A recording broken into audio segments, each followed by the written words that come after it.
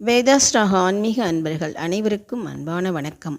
நாம் இன்றைய பதிவில் காண இருப்பது அபிராமி அந்தாதி பாடல் 4. உயர் பதவி கிடைக்க நாம் இந்த பாடலை அனுதினமும் பாடி வர நமக்கு நல்ல உயர்ந்த பதவியானது கிடைக்கும்.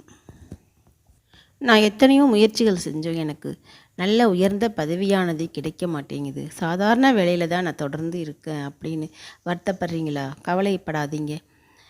அம்மனின் அருளால் உங்களுக்கு உயர்ந்த பதவியானது நிச்சயம் கிடைக்கும். உங்களது முயற்சியை தொடர்ந்து நீங்கள் செய்து கொண்டே இந்த பாடலையும் அனுதினமும் படித்து கொண்டு வந்தீங்கன்னா நல்ல பலன் கிடைக்கும்.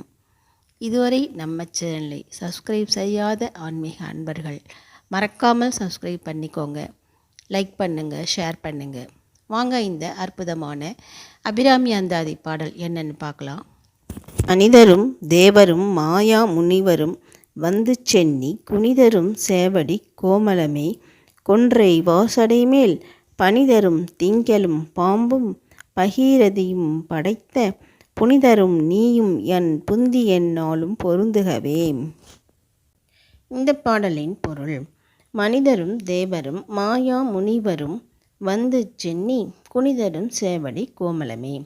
மனிதர்கள், தேவர்கள், பெரும் தவங்களையெல்லாம் செய்யக்கூடிய முனிவர்கள் எல்லாம் தலை வைத்து வணங்கும் அழகிய சிவந்த பாதங்களை உடையவளும் அபிராமி அன்னை.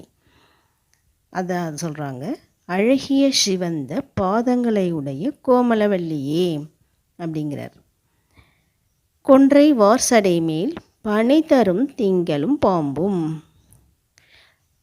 கொன்றை மலரை ஜடாமுடியில் தரித்திருப்பவரும் குளிர்ச்சி தரும் இளம் சந்திரனையும் பாம்பையும் கங்கையும் கொண்டு இருப்பவர். இதெல்லாம் யார் வைத்திருப்பார்? சிவபெருமான் தான் வைத்திருப்பார். அதான் புனிதரான சிவபெருமானும், இதையெல்லாம் வைத்திருக்கக்கூடிய புனிதரான சிவபெருமானும் நீயும் என் புந்தி என்னாலும் பொருந்துகவே. நீயும், இரண்டு பேரும் இணைந்து என் மனத்திலே ஆட்சி புரிய வேண்டும், எனக்கு அருள் புரிய வேண்டும் அப்படின்னு சொல்கிறார். ரொம்ப எளிமையாக இந்த பாடலோட பொருளை சொன்னோம்னா, நீயும் சிவபெருமானும் இணைந்து என் மனத்தில் அமர்ந்து எனக்கு அருள் புரியணும் அப்படின்னு சொல்கிறார். அவ்வளோதாங்க. உங்களுக்கு எப்பொழுதெல்லாம் நேரம் கிடைக்குதோ அப்பொழுதெல்லாம் இந்த பாடலை நீங்கள் சொல்லிக்கொண்டே வந்தால் நிச்சயமாக உயர்ந்த பதவியானது உங்களுக்கு கிடைக்கும். மீண்டும் ஒரு சிறப்பான பதிவில் உங்களை சந்திக்கின்றோம். நன்றி.